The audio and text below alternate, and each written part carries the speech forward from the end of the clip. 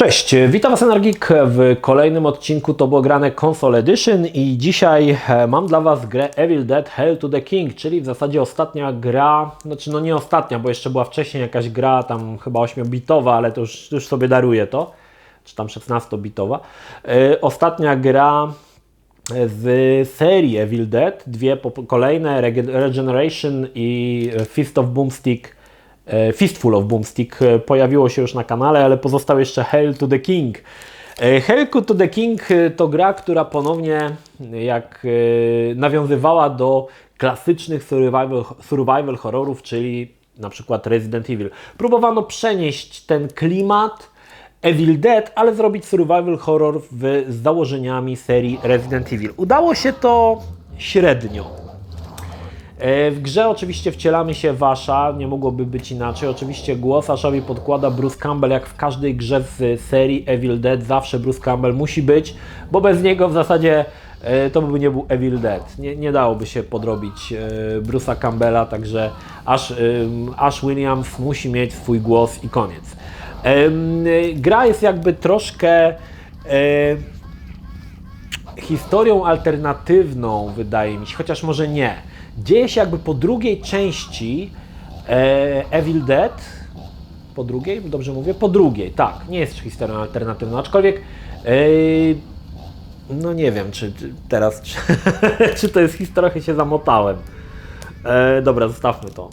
Nie wiem szczerze mówiąc, czy dzieje się po trzeciej części, bo potem Ash oczywiście odwiedza też te czasy z Armii Ciemności, aczkolwiek nie wiem, czy to dzieje się zamiast, czy po. Nie jestem w stanie teraz tutaj sobie tego przypomnieć, szczerze mówiąc. Nieważne. W każdym razie wcieramy się w ponownie Asha, który ma do dyspozycji i piłę mechaniczną, ponieważ nie ma już ręki, także to jest już po części drugiej na pewno. Może strzelać z broni palnej, może używać broni białej, no i oczywiście przed nami do rozwiązania kilka zagadek. Twórcy mieli kilka fajnych pomysłów, mianowicie to, że najsilniejszą bronią w grze jest oczywiście piła mechaniczna, którą Ash ma przytwierdzoną do ręki, ale żeby jej używać, trzeba znajdować paliwo, które to paliwo niestety z czasem się kończy i trzeba to paliwo w pewien sposób zdobywać.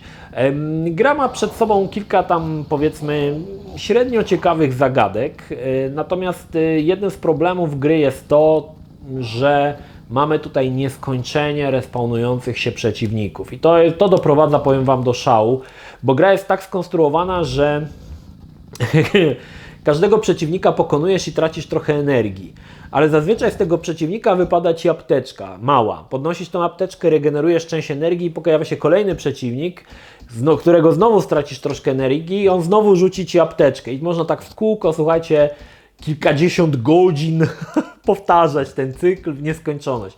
To jest, wydaje mi się, dosyć słabe. Raczej w tych grach survival horrorach było tak, że jak już pokonałeś przeciwników na jakimś terenie, to oni już się potem nie pokazywali, a tutaj ci przeciwnicy w nieskończoność oczywiście się pojawiają i to muszę przyznać, że było dosyć słabe, szczególnie, że te randomowe walki, bo tak naprawdę są tu randomowe walki, bo przeciwnicy wychodzą jakby z podziemi i pojawiają nam się przed twarzą, powodują to, że mnóstwo czasu spędzasz na idiotycznych walkach, których mogłoby po prostu nie być. Ale wtedy, wydaje mi się, gdyby tych walk nie było, no to te gry byłyby jednak dość krótkie. Oczywiście przed nami stoi troszkę zagadek, typu uruchom jakieś urządzenie, znajdź klucz i tak dalej. Nie są one za bardzo trudne. Ciężko się w nich jakby w pewien sposób na nich jakby zaciąć. Dla fanów oczywiście serialu może też, ale bardziej filmu, przygotowano kultowe lokacje, które zobaczycie tutaj przeniesione w 3D, czyli kultową tą chatkę, w której działa się akcja. Oczywiście pojawi się samochód Asha, to był chyba Delta chyba. No i ten jakby klimat, czy może inaczej, cała ta miejscówka, w sumie film dział się tylko jakby w tej chatce i w okolicach, tutaj jest jakby troszkę jeszcze bardziej rozciągnięta na inne tereny, które odwiedzamy, no i aż potem z czasem przeniesie się do tych czasów jeszcze z Army of Darkness i tam też jakby będzie się działa, może nie połowa gry, ale gdzieś tak 30% tytułu, no może 40%. Także jakby zahacza tutaj o wszystkie te kultowe lokacje, które znamy z trylogii Evil Dead. W czym Evil Dead nie działa. Znaczy, co mi się nie podobało w Evil Dead. Celowo kupiłem wersję na Dreamcasta, bo pojawiła się ona oczywiście na PlayStation, ale mówię, wolę omówić wersję na Dreamcasta, ponieważ na pewno ma lepszą oprawę. No i słuchajcie, to był błąd. Ja powiem jeszcze tak, na premierę zagrałem na PC-cie oczywiście w Evil Dead. Mało z tej gry pamiętałem, poza tym, że była dość trudna, o czym za chwilę powiem. Natomiast spodziewałem się, że wersja na Dreamcasta będzie tą najlepszą wersją, z tego względu, że będzie miała najlepszą oprawę. No i niestety to błąd, słuchajcie. O ile oprawa, znaczy postacie, które są w 3D, no faktycznie są wyższej rozdzielczości, o tyle lokacje są w tej paskudnej rozdzielczości z PlayStation 1. I co ciekawe, one na PlayStation 1 nie zachwycały rozdzielczością, więc na Dreamcastie tym bardziej. W zasadzie ciężko powiedzieć, na co często patrzymy. Właściwie jest lokacja, która jest tak brzydko skompresowana, z tak ogromnymi pikselami, że zastanawiamy się w zasadzie, czym jest obiekt, na który patrzymy. Łapałem się na tym wielokrotnie, że lokacje prawdopodobnie były naprawdę fajnie zaprojektowane, bo mamy tam taki domek kanibali, gdzie wiszą ciała na ścianach, ale trzeba się tutaj dużo domyślać, czy to są ciała, czy to jest w ogóle jakaś kufajka z budowy metra, nie wiadomo. Niestety niska rozdzielczość lokacji mocno tą grę psuje i mocno koresponduje z wysokiej jakości, znaczy z modelem wysokiej rozdzielczości, może nie wysokiej jakości, wysokiej rozdzielczości. To wygląda dziwnie. Szkoda, że to jest taki najbardziej leniwy port z możliwych, gdzie dano tylko po prostu podbito rozdzielczość samej postaci, a resztę zostawiono tak, jak było na pierwszym PlayStation. Szczerze mówiąc, nie pamiętam, czy na PC było tak samo. Pewnie tak, ale grałem w to na tyle dawno temu, że już zupełnie o tym zapomniałem, jak to tam było rozwiązane. No natomiast, czy warto dzisiaj w Evil Dead zagrać Hail to the King? Ogólnie powiem Wam, że jest to gra, która przez wiele osób myślę, że może być zaliczana do krapów. Pamiętam, że wyżywał się kilka miesięcy temu James Rolfe nad właśnie Evil Deadem. Nie potrafili w to jakby zupełnie grać. Wydaje mi się, że to było mocno przesadzone, bo na Dreamcastie można w to grać i to sterowanie wcale nie jest tak złe, jak James Rolfe z kolegą pokazywali i myślę, że to było sporo przesadzone. Pytanie, czy lubisz? Jeżeli lubisz markę, to myślę, że jest to tytuł, którym warto się zainteresować, bo on wchodzi w skład tej trylogii Evil Dead.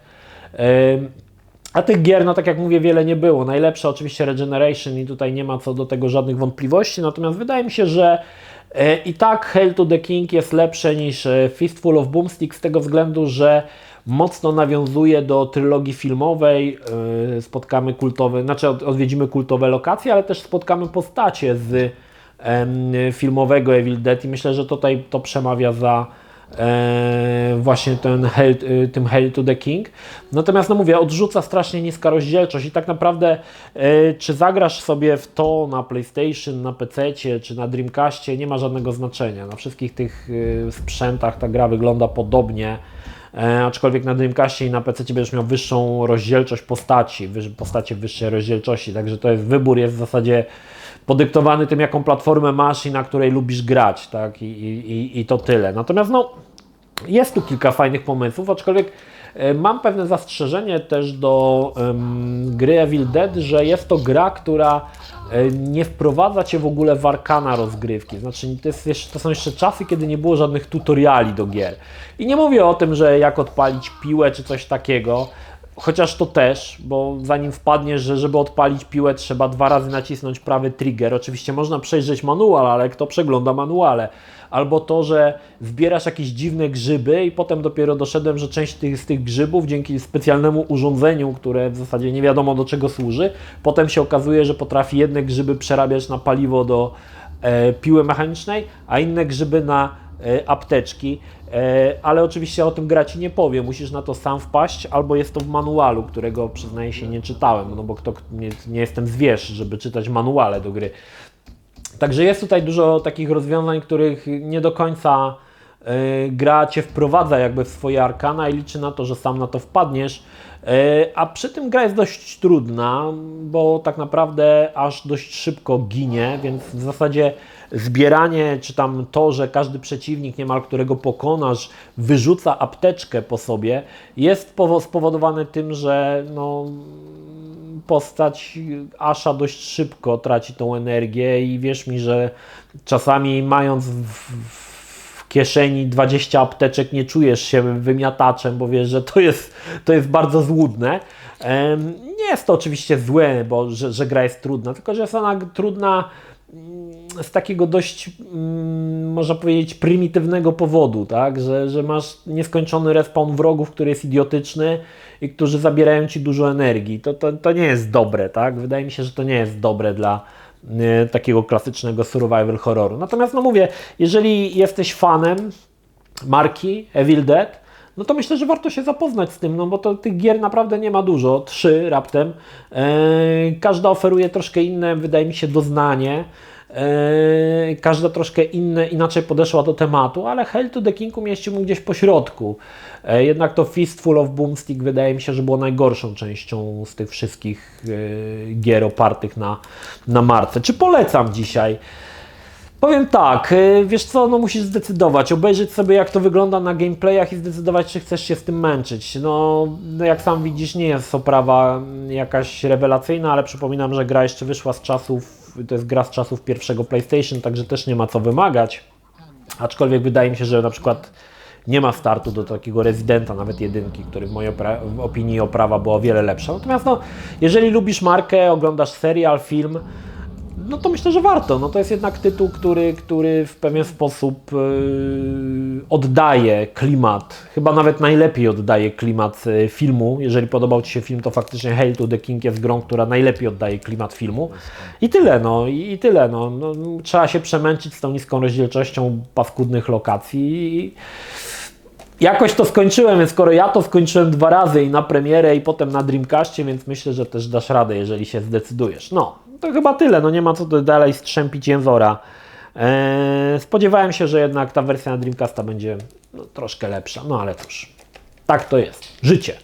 To tyle, pozdrawiam Was Energik, trzymajcie się, do następnego, cześć.